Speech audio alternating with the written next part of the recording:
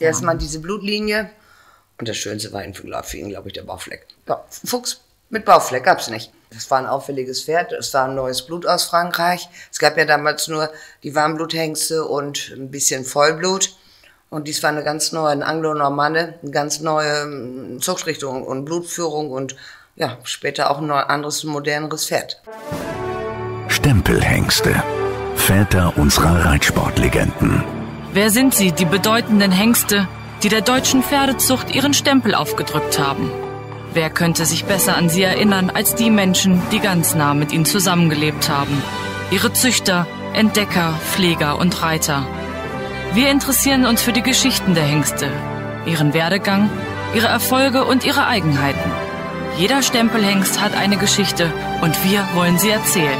Stempelhengste. Hallo Ina. Hallo Lynn. Na, hast du schöne Ostern gehabt? Oh, wunderbar. Ich meine, es sind ja gerade besondere Zeiten. Ja. Aber du, ich weiß nicht, wie es dir geht, aber ich habe das Gefühl, sonst an Ostern isst man ja auch viel. Aber durch Corona, oh Gott.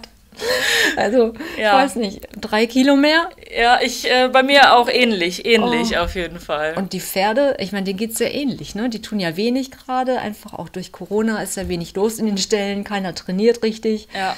Und die stehen dann mit ihren Bäuchen und gucken einen an. Und, ja, teilweise auch schon auf den Weiden, also ist ja schon teilweise Weidesaison eröffnet.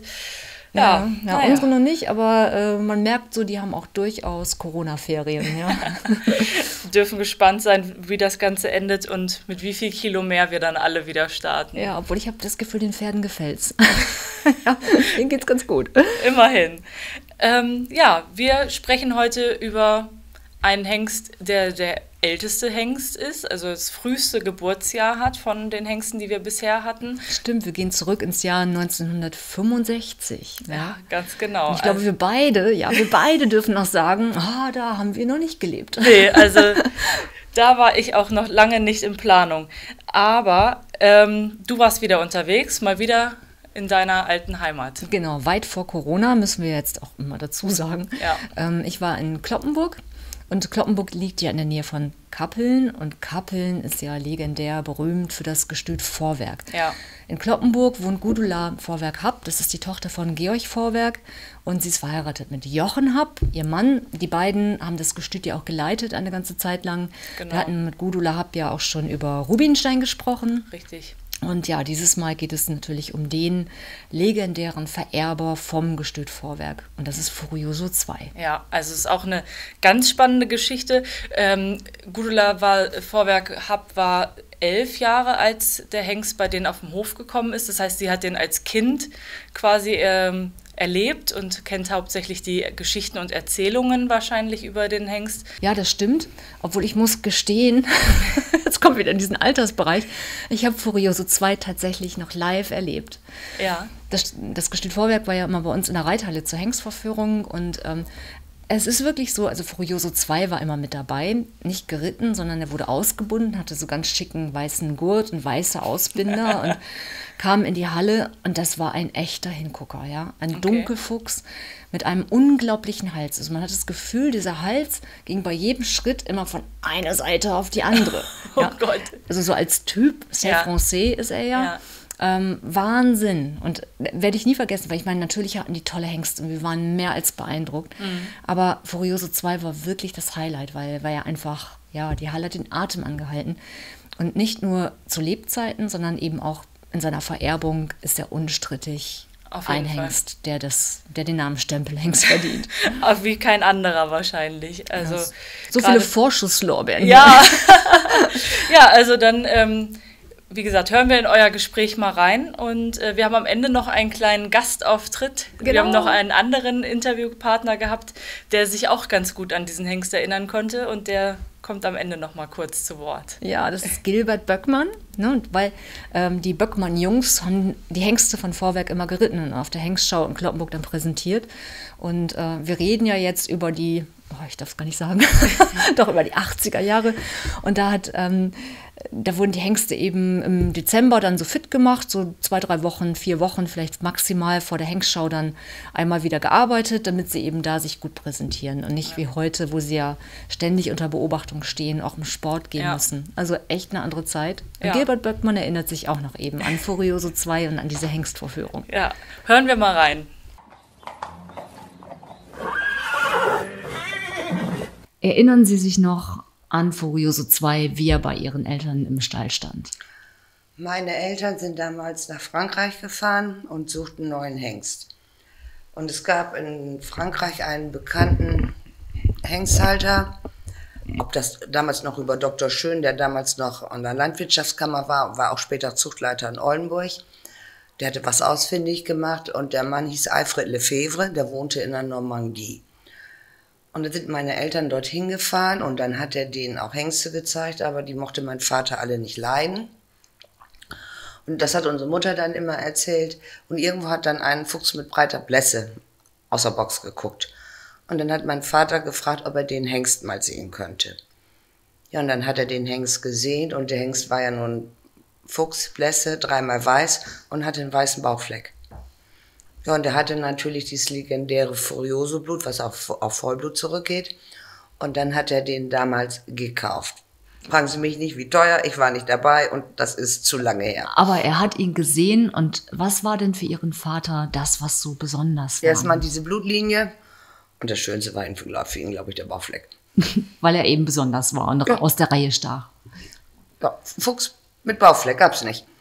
Und hatte er was im Blick, so diesen typischen Siegerblick, oder war es einfach nur ein auffälliges Pferd? Es war ein auffälliges Pferd, es war ein neues Blut aus Frankreich. Es gab ja damals nur die Warmbluthengste und ein bisschen Vollblut. Und dies war eine ganz neue, ein Anglo-Normanne, eine ganz neue Zuchtrichtung und Blutführung und ja, später auch ein anderes, moderneres Pferd. Aber auch eine mutige Entscheidung zu sagen, wir gehen mal diesen Weg und kreuzen Anglo-Normannen mit rein, oder war das einfach nur Liebe auf den ersten Blick und eine mutige Entscheidung? Das weiß ich nicht. Er wollte was Neues haben und es war für Oldenburg die Sensation. Und ich muss jetzt lügen, 1, 2 Jahre später ist Ludwig Kartmann, der war damals in Holtrup Hengsthalter, hat auch einen Furioso-Sohn gekauft, der hieß Futuro. Wo er den gekauft hat, das weiß ich allerdings nicht mehr. Das ist zu lange her. Aber es sprach sich dann schnell rum. Die ersten Fohlen überzeugten. Schwiegervater hat es eigentlich immer verstanden, wenn er irgendwo was Besonderes gefunden hatte. Wenn der Hengst auf den Hof kam, stand die erste Stute schon zur Bedeckung. Das war über Mund-zu-Mund-Propaganda weitergegeben. Die wollten alle Erster sein. Erster mit ihrer Stute bei dem jeweiligen Hengst. Und Furioso war auf dem Hof und er kriegte gleich eine Stute zugeführt. Früher sprangen die Züchter auf die Junghengste sehr gut an. Ja, Gestüt Vorwerk ist ja auch weltberühmt, kann man sagen, hat den Reitsport geprägt mit Pferden wie Inshallah, wie Zeus. Piet Bube stand auch auf dem Gestüt. Der war aber nur Pachthengst 1, 2 Jahre von Schulte-Frohlinde vom Grünbeutel. Mehr nicht, das war nicht unser Hengst. Okay, gehört. Das war das Verhältnis zwischen Herrn Schulte-Frohlinde und Schwiegervater. Und da hat er gesagt, ist gut, 1, 2 Jahre stelle ich dir den dahin, kriegst einen Reiter mitgeschickt. Aber noch heute kriegt man ja feuchte Augen, wenn man so in den Papieren blättert und man sieht irgendwo Furioso, Abstammung, Inshallah, Zeus-Linie. Das ist so das Blut, was ja den Dressur, aber auch den Springsport nachhaltig geprägt hat. Gut, später kam dann noch Rubinstein dazu. Einfach legendäre Hengste, die auf ihrem Gestüt standen. Und ihr Vater war, wie man sagen kann, ein richtiger Pferdemensch vermutlich. Hat er mal gesagt, was bei ihm immer auffällig ist, also worauf achtet er, oder war das reines Bauchgefühl, wenn er einen Hengst sah? Interessantes Blut und reines Bauchgefühl. Entweder springt der Funke über oder nicht. Was bei mir auch. Entweder ja oder nein. Und Ihr Vater, hatte der einen Lieblingshengst? Ich schätze mal Furioso. Mein Vater ist 88 gestorben. Und Furioso ist 86 gestorben. Furioso ist ja die Periode meines Schwiegervaters. Das war ja sein wesentlichster züchterischer Erfolg in der Pferdezucht, neben anderen Hengsten. Er hat viele Hengste, deshalb, Sie haben ja andere schon erwähnt namentlich, aber er hat ja viele bedeutende Hengste gehabt, aber Furioso war für ihn das Aushängeschild. Und eben auch der Schritt zu sagen, wir kreuzen mal anderes Blut und veredeln damit die eher noch schwerer. Und der Einfang von Furioso bei uns auf der Station hat die Mut gemacht, weitere Hengste in Frankreich zu kaufen. Nicht? Inshallah oder nachher Zeus. Und der hatte das, weil das schien für ihn der richtige Weg. Aber es ist natürlich schon was Besonderes, so ein Pferd im Stall gehabt zu haben, und man achtet dann ja auch so ein bisschen auf die Eigenarten vermutlich. Wurde er verwöhnt oder war es damals so, der muss funktionieren und fertig? Nein, die haben normales Fressen gekriegt, die haben auch damals schon Möhren gekriegt und Heu und Hafer, und in der Decksaison haben sie ordentlich Eier gekriegt, weil Eiweiß ja, rohe Eier, die Spermienproduktion anregt oder erhöhen soll. Oh, spannende Info. Hat er einen Stallnamen? Furi. Furi. Mhm. Passend wahrscheinlich zu seinem Charakter. Furioso 2 ist ein C'est Français-Hengst von Furioso XX mit sehr viel Vollblutanteil. Geboren wurde der Dunkelfuchs 1965 in Frankreich, wo er von Georg Vorwerk entdeckt und gekauft wurde. 1967 erhielt er seine Körung vom Oldenburger Verband. Außerdem gewann er 1968 den 100-Tage-Test in Adelheidsdorf. Er selbst wurde nie auf Turnieren vorgestellt, darum beläuft sich seine Lebendgewinnsumme auf 0 Euro. Seine Nachkommen hingegen sind bis in den großen Sport erfolgreich und sammelten eine Lebendgewinnsumme von 3,75 Millionen Euro. Insgesamt hat Furioso 2 1467 eingetragene Nachkommen, davon sind 103 in Springen der schweren Klasse erfolgreich. Zu seinen Nachkommen zählen 70 gekörte Söhne und rund 200 eingetragene Zuchtstuten. 1986 ist der Hengst im Alter von 21 Jahren gestorben.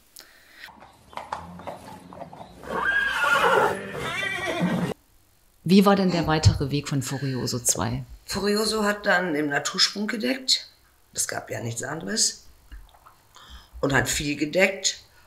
Und dann kamen natürlich nachher auch die ersten erfolgreichen Nachkommen. Fing ja mit Materialpferden an. Otto Carsten hat dann eingeritten, Furioso-Nachkommen, der war Landeschampion. Ich glaube, Bundeschampionat gab es damals noch nicht.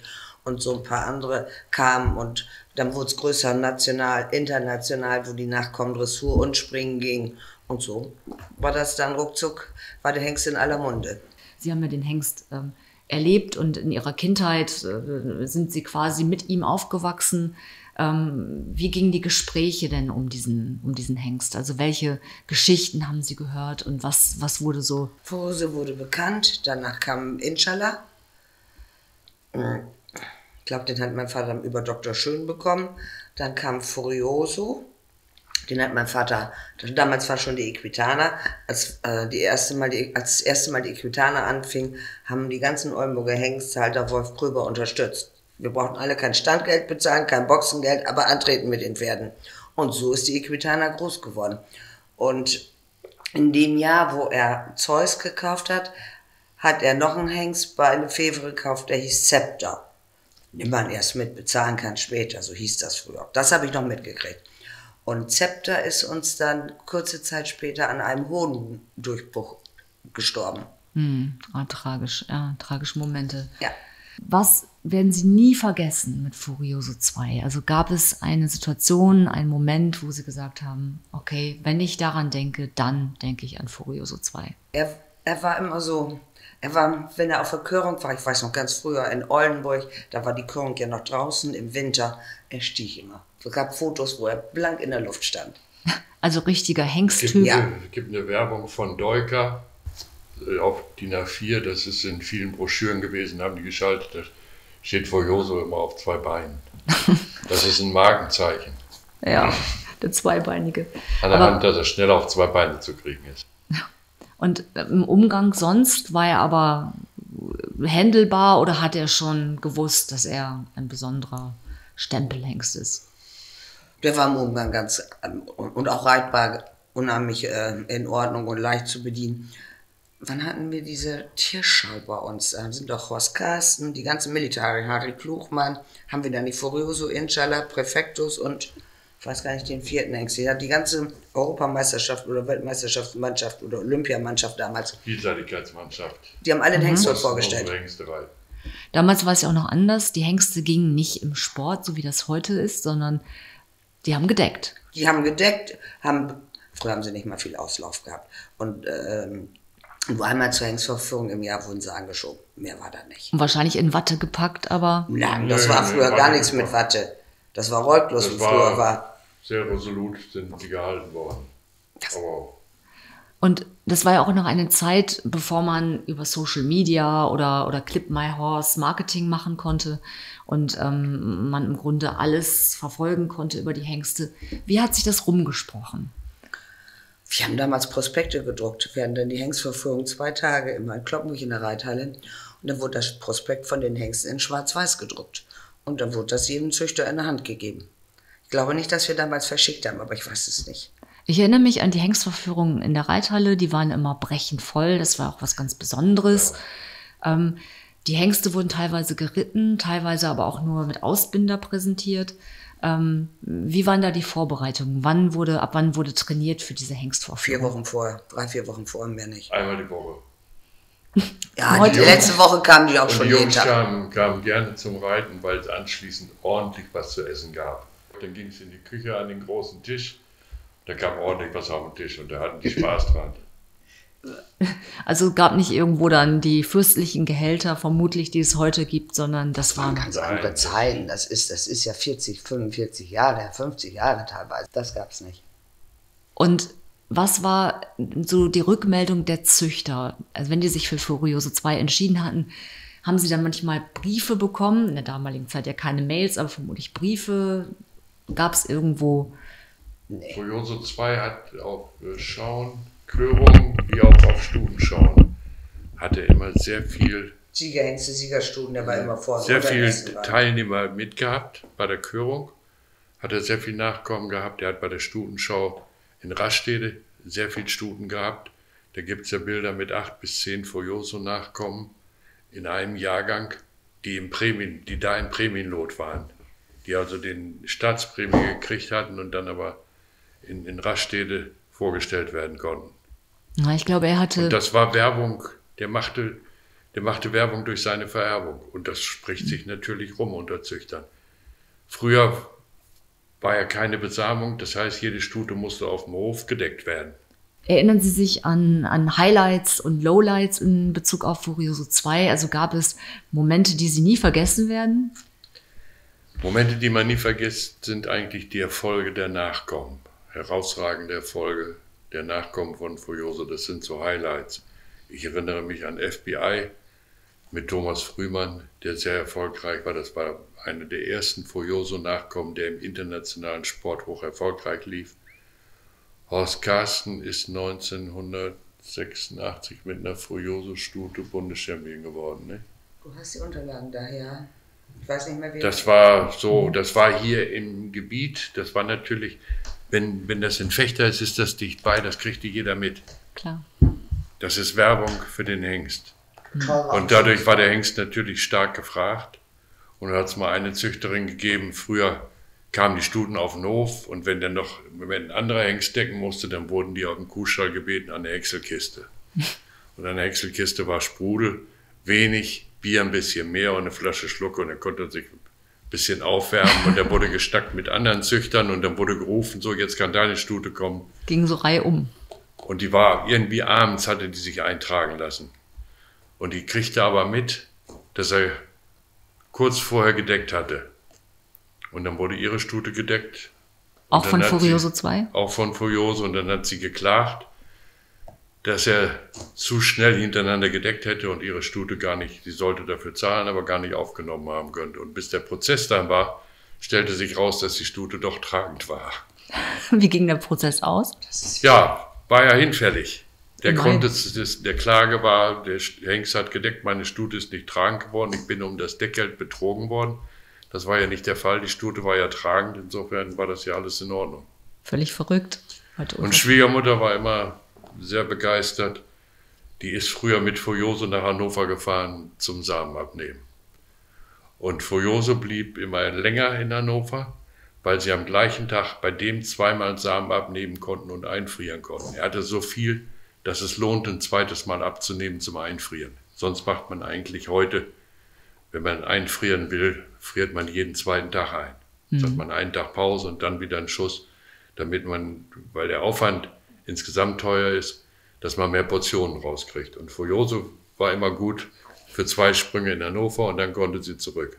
Daher auch maximale Fruchtbarkeit Ja, an der Stelle. Hatte er eine Bezugsperson?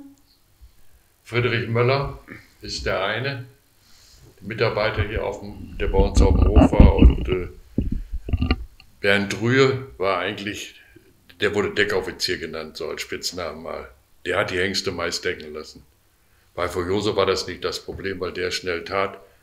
Aber der musste sich auch um Inshallah kümmern, weil Inshallah brauchte sehr lange, manchmal 2 Stunden, bis er bereit war, eine Stute zu decken.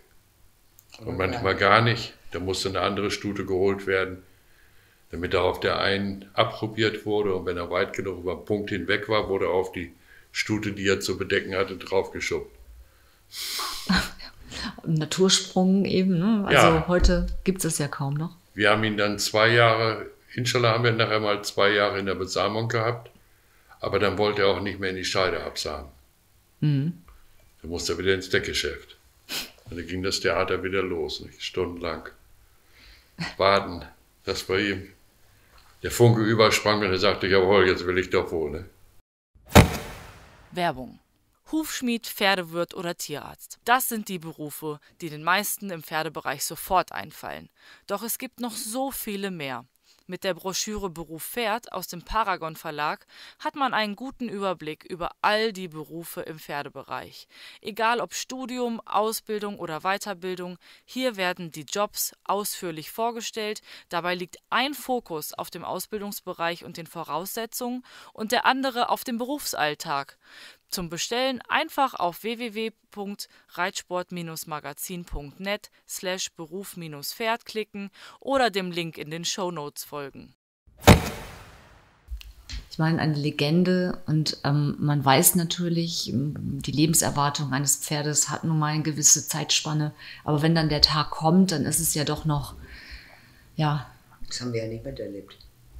Wie haben Sie denn davon erfahren? Mein Vater angerufen, dass es dem Hengst nicht gut geht. Und dann hieß es, auf nach Techte. Und eine Kolik gehabt hat oder wie. Und dann ein Nierenversagen. Ich glaube, operiert haben sie nicht, aber ich weiß es nicht mehr genau. Ich weiß nur, dass er dann in Techte gestorben ist. Und dann haben sie noch obduziert in Techte oder so nachgeguckt. Ich meine, dass es Nierenversagen war. Ja, einer sagt Herzversagen, einer Nierenversagen. Herzversagen sterben wir schließlich alle, oder? Ja, ist doch so. Irgendwann ja, das stimmt. Letztendlich. Furioso war dann eigentlich 2 Jahre zu Leon Melchior verpachtet. Wir haben noch im Mai seinen 20. Geburtstag gefeiert und dann ist er jetzt für 2 Jahre ans Gestüt Zangersheide gegangen und ist dann in Zangersheide gestorben bei Melchior. Wir haben ihn dann noch nach Techte gekarrt und obduziert und dann war es, glaube ich, ein Nierenversagen oder so ähnlich. Das Herz ist noch bei uns auf dem Hof.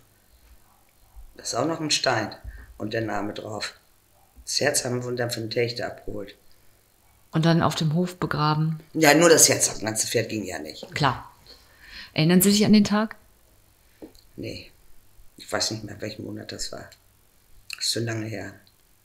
Ich habe nur gedacht, einen alten Baum muss man nicht verpflanzen. Obwohl der da bestimmt den Himmel auf Erden gehabt hat. Aber das ist so die Lehre daraus. In dem Alter muss man Pferde da lassen, wo sie die meiste Zeit ihres Lebens verbracht haben. Ja. Das ist wie alte Menschen wahrscheinlich ähnlich, wenn man alte Leute umpflanzt, geht es meist bergab, nicht? Sehr alte Leute. Wenn Sie rückblickend 3 Dinge sagen, die Sie mit Furioso 2 in Verbindung bringen, die ihn geprägt haben, 3 Sachen, die für Furioso 2 stehen, was würde Ihnen da einfallen? Fruchtbarkeit hat er vererbt bei den Söhnen und bei den Stuten. Leistungspferde hat er gemacht. Schöne Modelle, sonst selbst nicht so viel Bundeschampion und Siegerstuten oder Siegerhengste. Und er hat das alte Sportpferd ein bisschen moderner gemacht, dadurch, dass er eben Blutanteil hatte. Das darf man ja nicht vergessen. Ja, vielen, vielen Dank Da nicht für Ihre Zeit. Kein Problem. Und jetzt Reisen ist Ja, wie wir vorhin schon angekündigt haben, haben wir natürlich auch mit Gilbert Böckmann kurz gesprochen, der sich noch weit für uns zurückerinnert hat an die Zeit, in der er für das Gestüt Vorwerk die Hengste auf der Hengstvorführung geritten hat. Und ja, er hat auch noch die ein oder andere Erinnerung an diesen besonderen Hengst. Gilbert, du hast für die Hengststation Vorwerk die Hengste damals präsentiert, vorgeführt und auch geritten. An wen erinnerst du dich besonders? Ich erinnere mich besonders, wir haben als Kinder die Hengste geritten, weil ich aus der Rudi Reh kam, weil meine Brüder zu Vorwerk hin, das war für uns auch ein Erlebnis, einmal im Jahr, dann wurden die nach Weihnachten angefangen, die haben ein ganzes Jahr nie was gemacht, die haben nur gedeckt, waren sehr fett. Ist so, dann durften wir im Januar anfangen und 6 Wochen später war, glaube ich, die Hengstaufführung. Wie alt warst du da? War ich da 16, 17? Es war eine Ehre für uns, dass wir überhaupt mitmachen durften oder da reiten durften. Ja, kann ich mich nur an Furioso haben wir gar nicht mehr geritten, soweit ich weiß. Der war mit weißem Geschirr, weiße Bandagen rein. Geritten haben wir noch Inshallah, hat mein Bruder Klaus geritten. Und ich durfte Zeus reiten, was auch für mich eine legendäres Pferd geworden wäre, wenn er in Sport gekommen wäre. Aber früher war es halt, war entweder ein Deckhengst oder war ein Reitpferd. Das gab es früher nicht. Und dieser Zeus, das war schon eine Koryphäe. Er selber, er hat sich auch so vererbt. Ne? Inshallah auch, der hat auch mehr Dressurpferde gemacht oder beides gemacht. Und Furioso war einfach, wenn der neben der Box stand, das war einfach eine Legende. Ne? Das Pferd selber schon, der stand da schon wie so ein Baum, wie so eine große Eiche. Ja, ich erinnere mich an die Hengstvorführungen, damals im Reitverein Kloppenburg waren die, glaube ich. Und Furioso 2 kam rein und der Hals schlug schon immer so rechts und links rüber. Genau. Das war ein massives Tier, obwohl er gar nicht so groß war auch. Genau. Aber es war auch schon eine Erscheinung, einfach auf Deutsch gesagt.